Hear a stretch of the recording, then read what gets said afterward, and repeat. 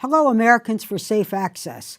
Welcome to the National Medical Cannabis Unity Conference and Lobby Day in Washington, D.C. I'm so honored to be named one of ASA elected officials for the year 2014.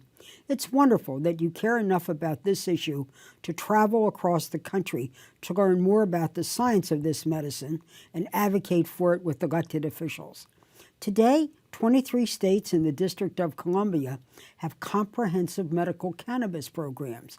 17 states offer some legal protections for patients, and 285 million Americans could benefit from this treatment option.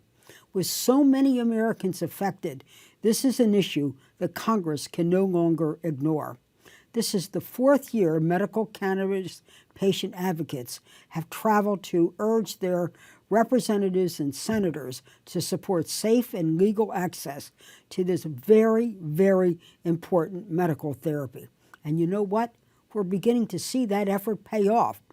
When ASA held its lobby day in 2013, the federal government was actually arresting and prosecuting individuals simply for following their state medical cannabis laws. The Rorhabacher Farr Amendment, which prevents these sorts of prosecutions, hadn't come within 50 votes of passing in the House and wasn't introduced in the Senate. Shortly after the second patient advocacy lobby day of ASA held, the House passed the amendment. I was the chair of the Appropriations Committee, and I was able to keep it in the final bill and was signed by President Obama. I was proud that we made a down payment that year, and a year later, I introduced the amendment in the Senate Appropriations Committee, and guess what? We won it by a 2-to-1 margin.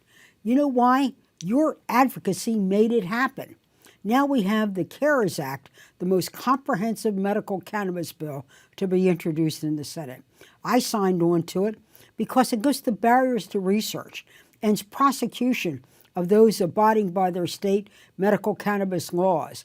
And there's growing support in the Senate for medical cannabis, but there's still a lot of work to be done. Patients and families like you who come to Washington, engage in the process, work with Congress, sure play a vital role in passing legislation.